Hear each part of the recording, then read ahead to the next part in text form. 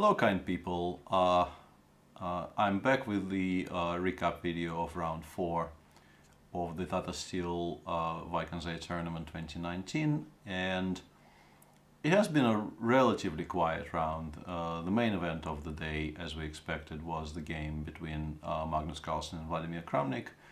A very interesting game, but a game that eventually finished in a draw and never really left the balance, even though both of them tried very hard to make a somewhat dry anti-Berlin position interesting.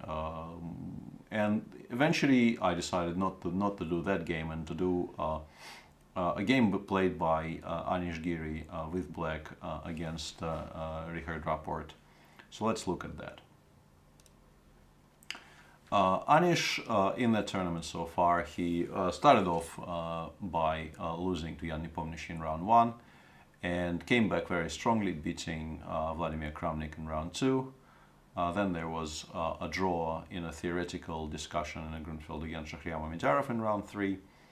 And this is round 4, obviously. And Richard Rapport had a bit of a topsy-turvy tournament. He pushed the envelope pretty hard in his previous games. In particular, I think he ran a lot of risks in his white game against Sam Shankland. And to a degree, the same scenario played out today in his game against Giri. Against Sam, he opened with some knight of 3, g3, sort of reverse Peerts. And today, Richard played d4. Anish replied with d5. And Richard ventured knight c3, which is the Veresov opening, although, as we discussed on air with Jan, I think the original Veresov was connected with the idea of playing bishop g5 in this position and going for some sharper stuff, but these days they play knight c3 and then they play bishop f4 anyway, which is, to my eyes, a slightly weird attempt to play the London, but not quite the London. If you want to put the bishop on f4, I think the knight probably doesn't belong on c3, but Richard is a very original player, and I guess he didn't want to play what by this point is sort of mainline theory. The London, you're not going to surprise very many people with the London these days. As Jan explained on air during the live show, black can play c5 immediately here. It's important not to blunder knight b5, but right now knight b5, of course, will be very well met by queen a5 check. But Anish played e6 instead. And here, knight b5, knight a6, e3 is a very typical maneuver White tries in these types of positions, claiming that, yes, the knight will have to go back once it gets chased by the move c7, c6. But in the meantime, you misplace the knight on a6. Black will have to spend some time rerouting it to some better squares, and since black generally ends up playing c5 anyway, the tempi count ends up arguably in White's favor, because black takes 2 tempi to play c5 instead of 1, and then he probably takes 2 tempi to get the knight from a6 to some normal squares, whereas White only burns 2 tempi going knight b5 and then knight c3 back. Bishop e7, knight f3 castles. And here things started going slightly weird, at least to our eyes. Because the knight is on a6 and you don't want to give it time to get back into the game with tempi, we were very, very surprised when Richard played bishop d3 here, because we felt that this achieves sort of the exact opposite of what you want to achieve. And indeed, Grandmaster practice in this position suggests that all kinds of waiting moves like h3, which was played by Niels Grandelius in this position, or a3 as played by the weird opening master extraordinaire Bado Jabava against Iturrizaga in 2017, or bishop e2, which is, I think, maybe the most natural of all these moves. Bishop e2, and then the game between Kirill Alexeyenko and Grigory Aparin continued c6, c5, and black is indeed completely fine. The game continued h3, because if White castles, black can actually go after the f4 bishop by playing knight h5, f6, taking on g3, and then playing something like knight c7, and black is doing quite well. Once again, the knight really does not belong on c3 in any of these positions. Kirill played h3, and black played bishop d7, castles, rook c8, And he is quite happy if white plays something restrained like a3 to span those two tempi, bringing it back to c6, maybe even immediately. And despite all the speeches I gave about the tempi count sort of working in white's favor, the sad fact of the matter is black will end up playing c5 and then bringing the knight over to c6, and white will be stuck with this knight on c3, which goes absolutely nowhere, and the pawn is still on c2. So it's not a particularly happy outcome, and Kirill actually ended up losing that game pretty quickly, trying to create something out of this rather unfortunate situation. But bishop d3 is a new take on the whole thing, and not a particularly impressive one to my eyes. First of all, I don't know what is improved if black just plays c6, c5 anyway, and then goes knight b4, knight c6. I think that would have been pretty decent for black as well, but what Anish did was also perfectly fine. He played c6 and then played knight b4. Obviously intending after bishop e2 to choose between knight h5, which is sensible, and of course c6, c5, which is also eminently sensible and would give him a very comfortable position. But Richard decided that the bishop doesn't need even to leave the d3 square, and here we were not at all surprised that Anish took on d3 straight away, but an argument can be made for waiting for a beat with something like b6, planning to play maybe c5 next move, and if the bishop then decides to come back to e2, we can play c5, let's say a3, knight c6, and once again black's position just looks more harmonious because of this rather misplaced horsey on c3. Anish took, Richard recaptured with the pawn, b6, castles, and during the live show we kept on saying that this has to be quite significantly better for black. This probably is an overstatement. White did give up a bishop for a knight, but his situation now has improved somewhat because the knight on c3 is no longer really in front of the pawn on c2. He has a semi-open file, the c file, to base some play on, and the bishop on f4 is quite nice, the bishop on c8 is quite passive. It's not that easy for black to get very far, although we still stand by our statement that it is black who is aiming to get an advantage here, even if it might not turn out to be easy. Bishop b7 is what Anish played. I think this is correct. If you try pushing things immediately and play c5, let's say rook c1, bishop a6, white can play knight e5, creating an obvious idea of knight c6, also protecting the pawn on d3 and recreating the idea of playing queen e4, which would otherwise be impossible because that pawn would have been hanging. Black plays queen e8, protecting both of these squares. And now, for instance, black takes with the pawn, because if you take with the bishop, your advantage really is very, very limited, even your perspective advantage. And then white can, for instance, play rook e1 and connect it with the immediate push to play e3, e4. And white is fine because he solved most of his structural issues. Yes, black has the two bishops, but white's center is quite solid. There's even some pressure on the black center, which might force him to play d5, d4, giving white control of the c4 square in the future. White is fine all in all. So I like Anish's decision not to hurry with this and play bishop b7. Queen b3 is normal. Once again, white wants to control the c6, c5 break, and white would ideally prefer if black could not recapture with the b6 pawn if he takes. And in view of that, putting the queen on b3 and sort of pinning the pawn on b6 in advance makes a ton of sense. Knight d7, rook fe1. This move is frankly somewhat mysterious. I don't know what it signifies. It's not necessarily bad, but it gives black additional tempi to do things. I think starting with rook ac1 would have made more sense. And here I tried figuring out how black should have positioned his pieces here to at least hope for some sort of a proactive plan. And what I came up with is the following maneuver. Black needs to prepare c5. c5 is really the only real plan he has, but currently c5 would run into knight b5. And white is immediately quite happy because he has clear squares to aim for. There's all kinds of jumps black needs to neutralize. It's just okay for black, for white, sorry. And eventually, black would like to push c5, but he needs to prepare it quite well. And the idea I want to propose here is to play rook e8, a useful waiting move. White, for instance, played bishop g3, which is also a useful waiting move in most of these positions.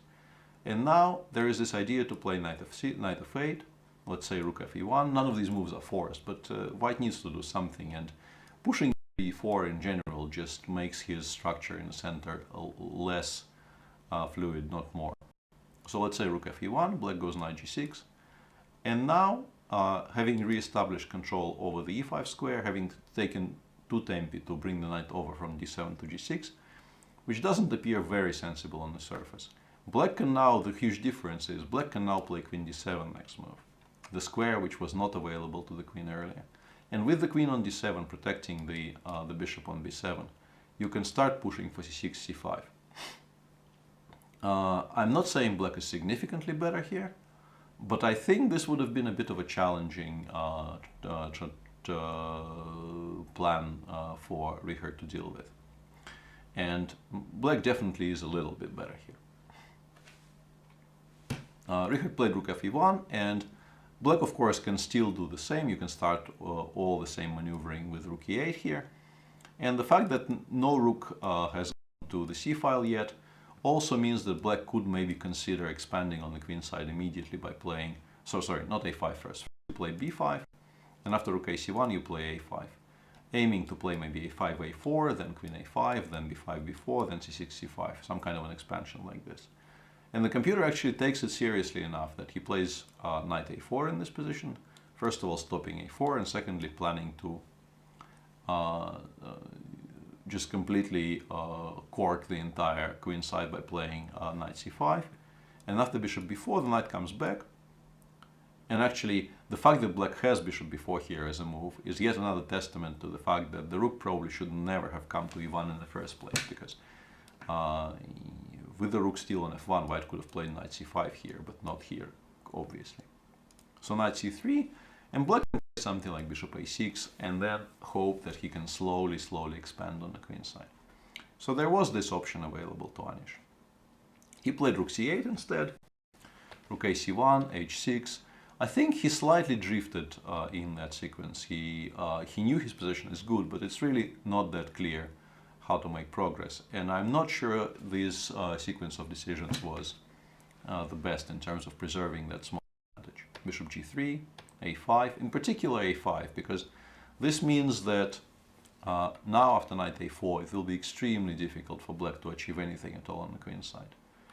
This knight does a very good job of putting pressure on the b6 pawn, stopping all kinds of expansions, and you never want to play b5, knight c5, because then the entire queen side is blocked, and white is immediately significantly better because of how stupid this bishop becomes.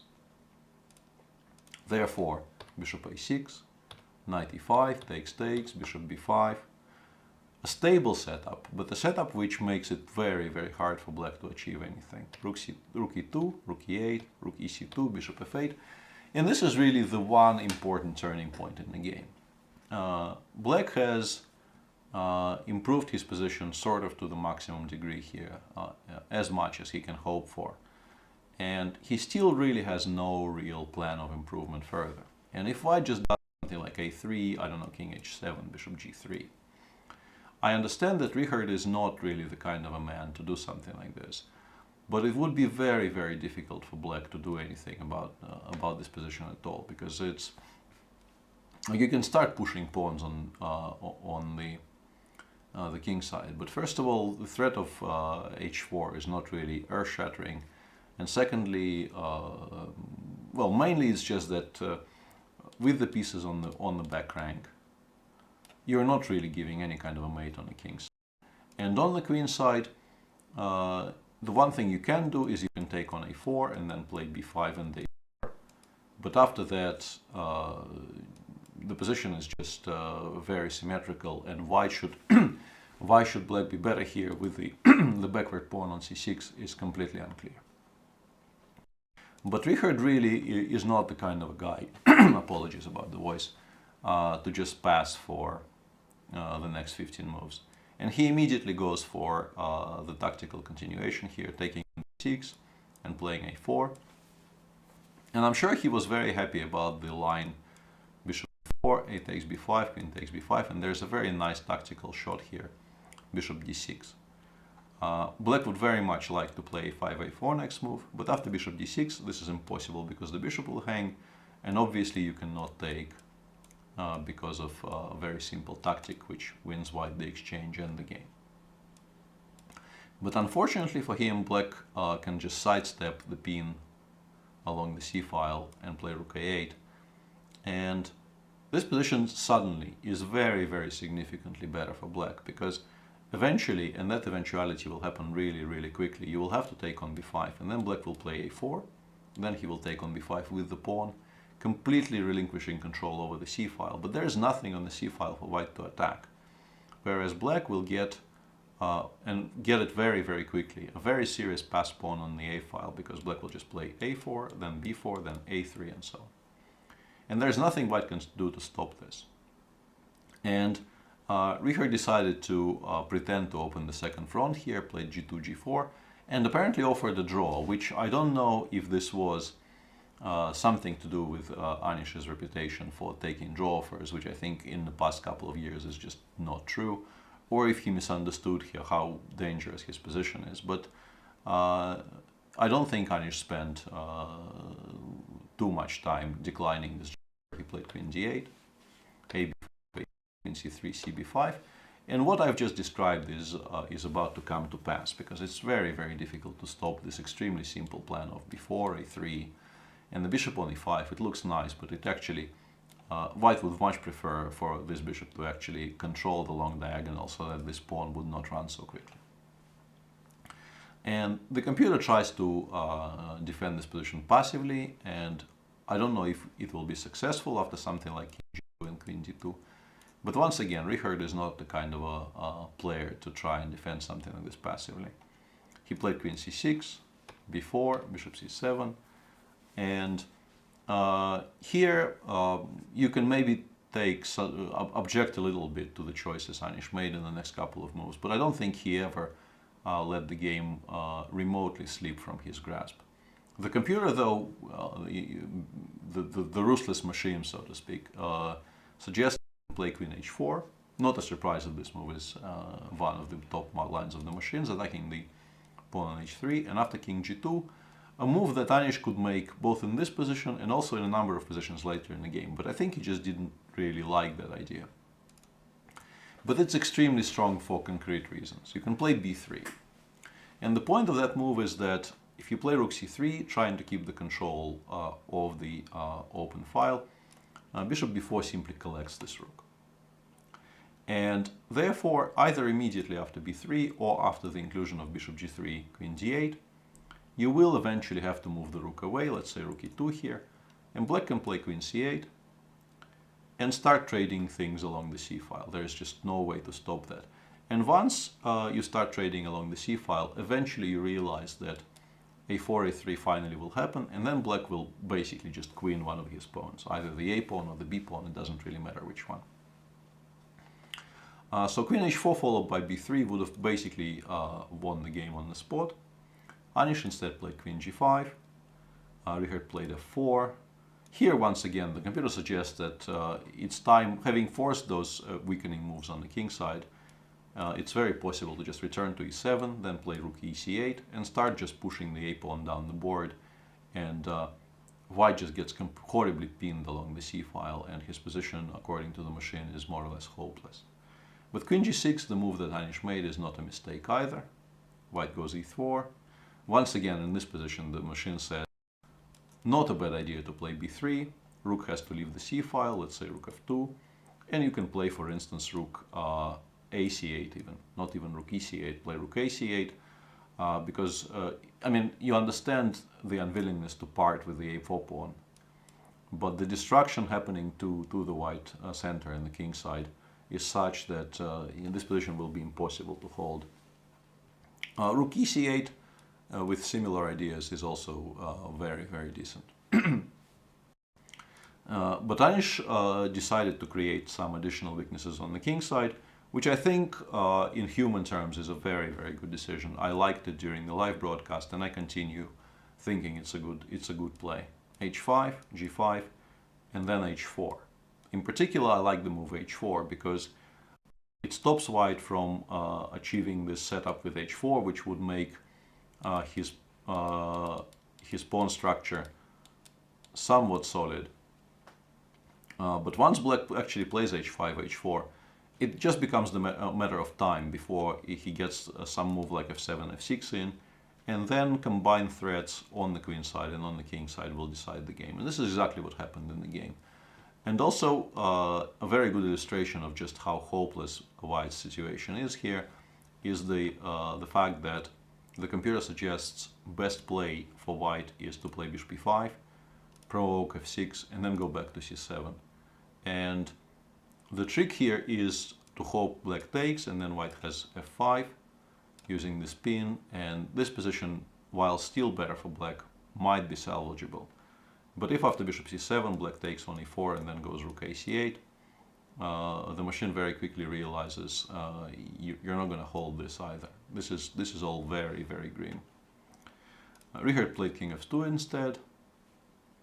Anish played a3. Once again, you can find other good moves, but there's nothing wrong with pushing this pawn towards the queening square. Richard played b3. Once again, maybe not the best move in the position, but there are no good moves in this position anymore. Rook e8, reminding Richard that there's also the pin along the c file you have to worry about. Queen b7, takes, f6.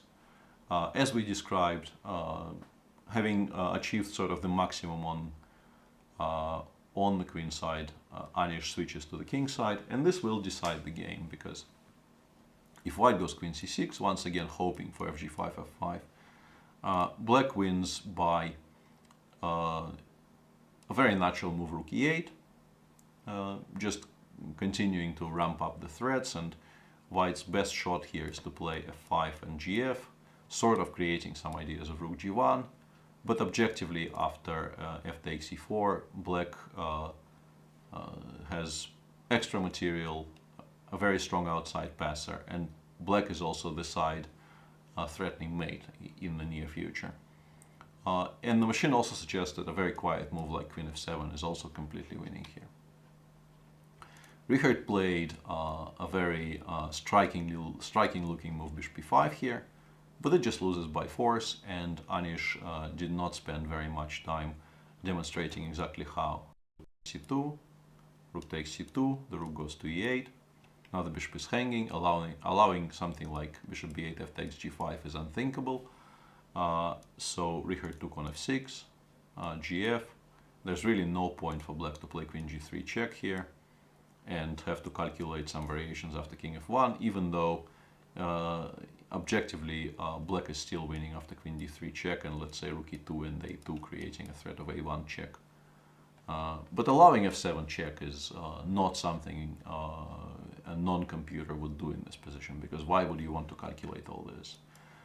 Therefore, Anish just took on f6. Richard played king f1, establishing the threat of rook g2. But sadly for him, basically every normal move wins here. You can play queen f7, rook g2, bishop g7, and this is a totally winning position for black. But Anish's choice is even more effective. He played rook e7, attacking the queen on b7 for the time being, queen c6, and simply rook g7, stopping the important threat of rook g2. And nobody really cares about the pawn on e6. Queen takes e6, king h7. This is also move 40, so there was time for Richard to assess this properly, but it's not a very difficult assessment. If you allow queen g1 check, you will get mated in, I guess, 4 to 5 moves maximum. So the only way to stop that would be to play queen f5, but then black simply just collects the material and wins in a very easy and non-challenging fashion. So in this position, Richard resigned. With that victory, and Anish is currently on 2 out of 2 with the black pieces in the tournament, Anish is now half a point behind Jan Nepomniachtchi, who continues leading the tournament, having made a very comfortable draw today with the black pieces against Shahryar Mamedyarov. Another decisive game today was once again provided by a Dutch player.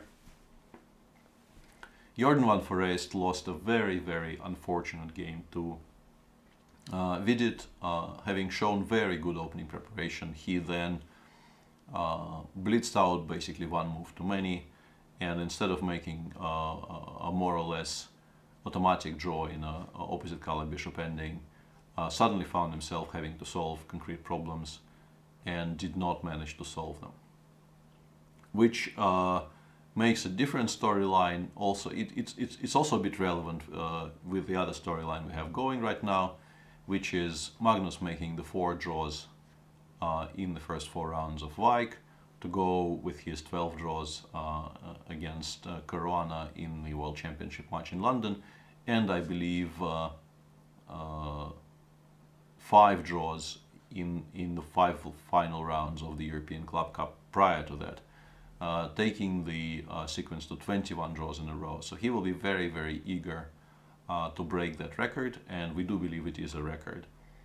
And he is playing against Jordan tomorrow with the black pieces, and obviously in view of that pairing, Jordan would have preferred not to have lost a draw on rook bishop ending today.